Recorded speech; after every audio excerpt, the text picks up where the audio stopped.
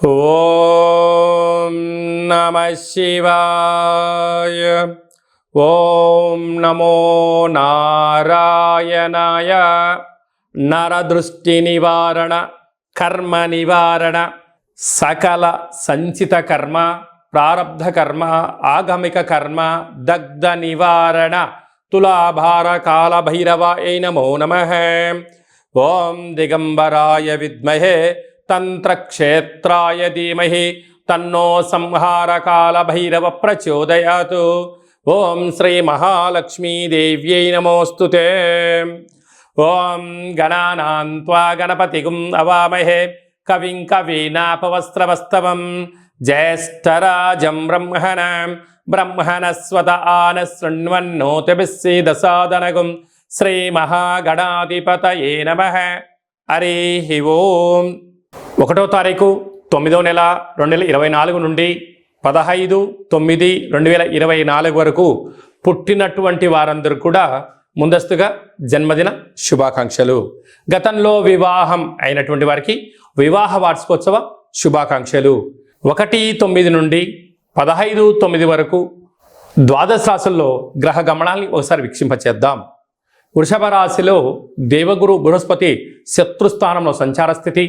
మిథున రాశిలో కుజ భగవానుడు, కర్కాటక రాశిలో బుధ భగవానుడు, సింహరాశిలో ఏడాది తర్వాత రవి భగవానుడు, కన్యరాశిలో శుక్రుడు మరియు కేతు సంచార స్థితి, కుంభరాశిలో శని భగవానుడు వక్రగమన సంచార స్థితి, మీనరాశిలో రాహు భగవానుడు సంచార స్థితితో ద్వాదశ రాశుల్లో గ్రహ గమనాలు ఈ విధంగా ఉన్నాయి. అందరికీ ముందస్తుగా వినాయక చవితి పండగ శుభాకాంక్షలు. వినాయకుడు అనగానే అవిఘ్నములను తొలగించి ఐశ్వర్యాన్ని ప్రసాదించేటువంటి భగవంతుడు కనుక ఆది పూజ్య మహాగణాధిపతి. అంటే ఏ పూజను మనం ప్రారంభించాలనుకున్నా పసుపుతో చేసిన గణపతి స్వామికి మనం పూజ చేసుకుంటూ ఉంటాం. భాద్రపద మాస శుద్ధ చవితి వినాయక జయంతి సందర్భంగా గణపతి స్వామి యొక్క ఆశీస్సులు మనందరిపైన ఉండాలని కోరుకుంటూ, కైలాసనాథుడి యొక్క సుపుత్రుడి యొక్క ఆశీస్సులు మనందరిపైనను చూపిస్తూ, ఎవరికి ఎలాంటి కష్టాలు లేకుండా అందరికీ విద్య, విజ్ఞానము, ఉద్యోగము, వివాహము, సంతానము, రాజయోగము, రాజభాగ్యము, రాజభోగము, ఆనందయోగము, ఎవరికి ఏవేవి కావాలో అన్ని ప్రసాదించే శక్తి ఆ విఘ్నేశ్వర స్వామి వారికి ఉంది కనుక అందరిపైనను గణపతి స్వామికి ఆశీర్వాదాలను కోరుకుందాం. దయచేసి వినాయక చవితి రోజు సాయం సంధ్యాకాల సమయంలో ఎవరు దయచేసి ఆకాశంలో ఉండబడినటువంటి చంద్ర భగవానుణ్ణి ఎవరూ దర్శించవద్దు.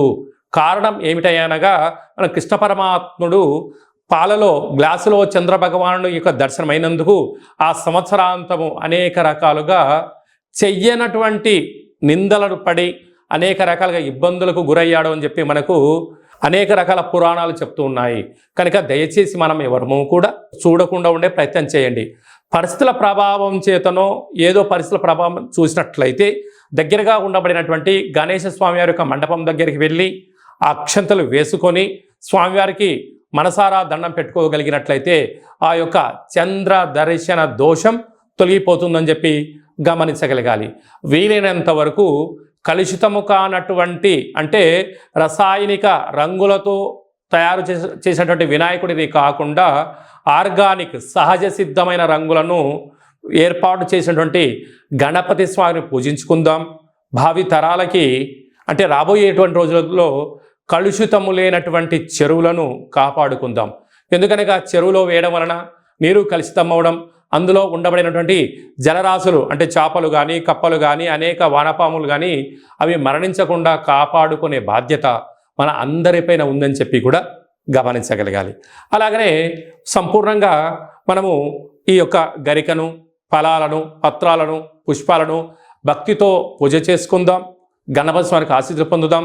అనేక మందికి ఆదర్శంగా ఉందామని చెప్పి కూడా గమనించాలి. వృషభ రాశి వారు సోమవారం అమావాస్య, సోమవతి అమావాస్య, మంగళవారం అమావాస్య, కాళ అమావాస్య సందర్భంగా ఎలాంటి విధులను పాటించాలో ఈ వీడియోలో సవివరంగా సంపూర్ణంగా క్లుప్తంగా తెలుసుకుందాం. వృషభ రాశిలో ఏ ఏ నక్షత్రాలు వస్తాయిగా కృతికా నక్షత్రంలోని 2, 3, 4 పాదాలు, రోహిణీ నక్షత్రంలోని 4 పాదాలు, మృగశిర నక్షత్రంలోని 1, 2 పాదములు కలిపితే వృషభ రాశి.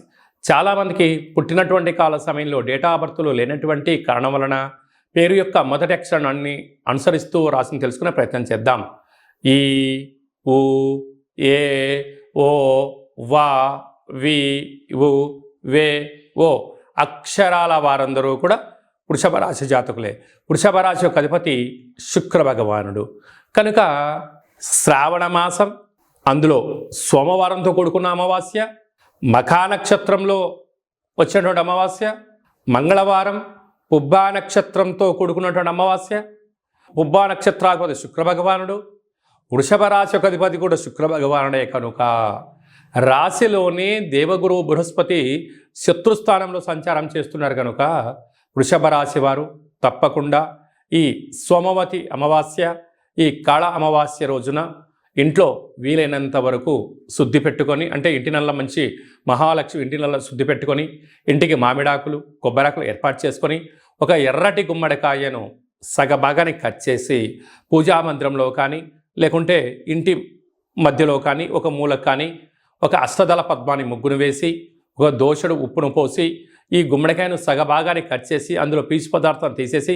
పైనంతా ఆ యొక్క గుమ్మడికాయ పైన పసుపుతో కుంకుమతో అలంకారం చేసి అందులో సమృద్ధిగా నూనెను పోసి తూర్పు, ఆగ్నేయ, దక్షిణ, నైరుతి, పశ్చిమ, వాయువ్య, ఉత్తర ఈశాన్యం వైపు 8 రకాల ఒత్తులు పెట్టి దీపాన్ని వెలిగింపచేసి మీ మనసులో ఏదైతే కోరిక ఉందో కోరికను కోరుకొని ఆ దీపం కొండెక్కక ముందే ఆ యొక్క దీపానికి చక్కెర పొంగలని కానీ పెరుగన్నాన్ని కానీ నైవేద్యంగా ఏర్పాటు చేసి ఈ యొక్క దీపాన్ని ఆ పెట్టిన నైవేద్యాన్ని సాకలి వాళ్ళకు దానం చేసినట్లయితే మీ ఇంట్లో అద్భుతమైనటువంటి నరదృష్టి, శత్రు ప్రభావాలు, ఈతి భావాలు తొలగిపోతాయని చెప్పి గమనించగలగాలి.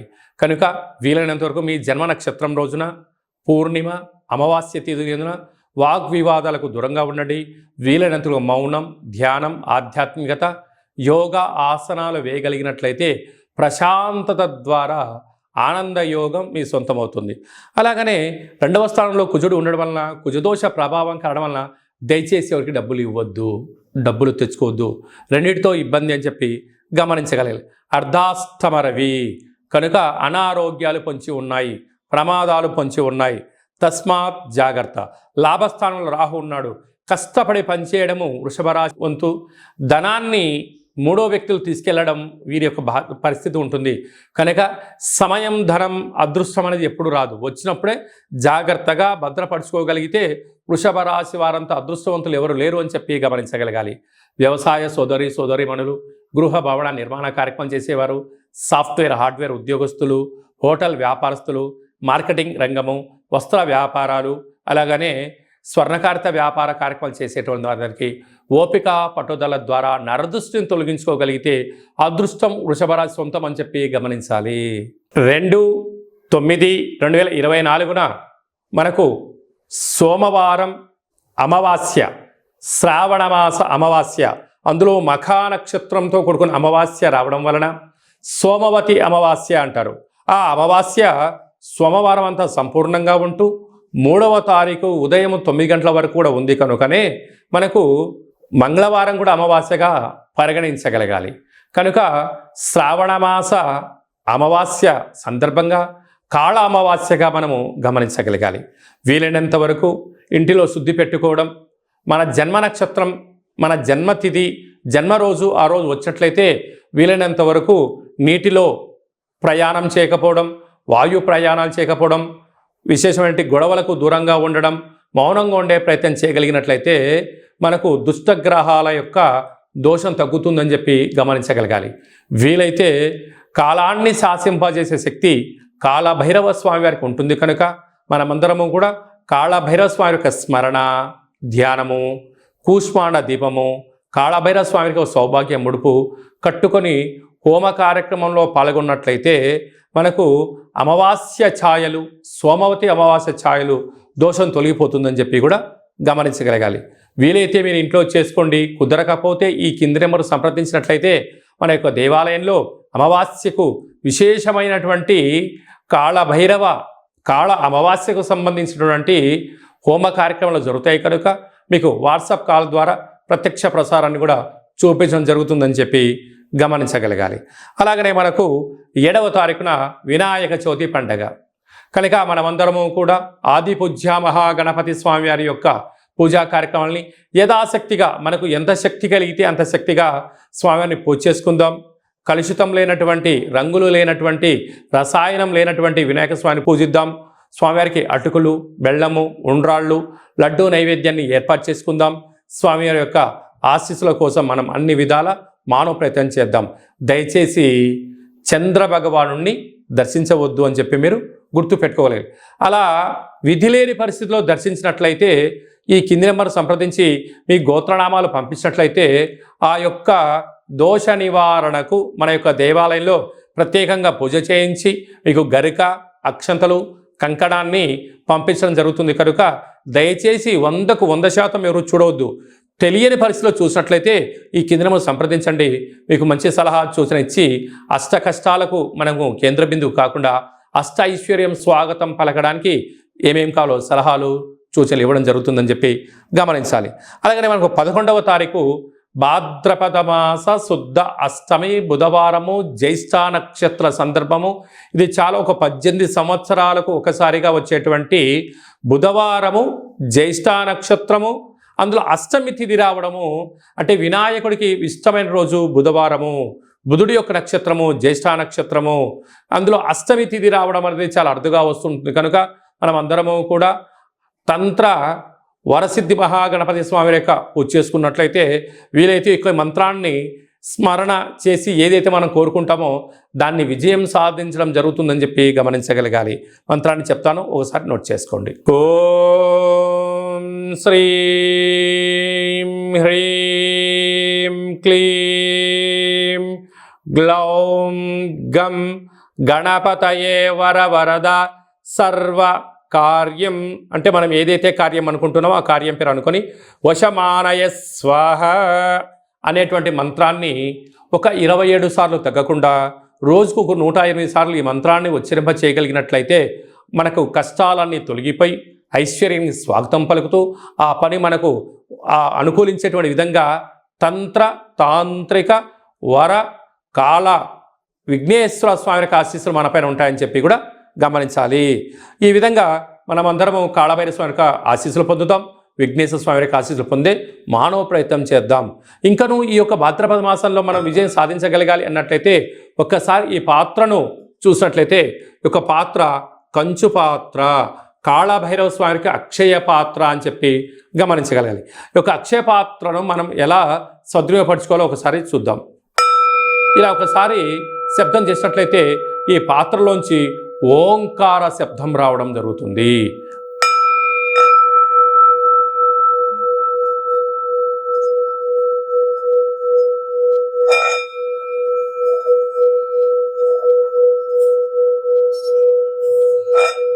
ఈ యొక్క శబ్ద తరంగాల ద్వారా మనిషి శరీరంలో ఉండబడినటువంటి 7 చక్రాలు వికసింపచేయడం, ఇంట్లో ఉండబడినటువంటి జ్యేష్ఠాదేవి బయటికి వెళ్ళిపోవడం, గ్రామంలో దేశంలో సంచరించే లక్ష్మీమాత మన గృహంలోకి గళ్ళు గళ్ళు మంటి రావడం జరుగుతుంది.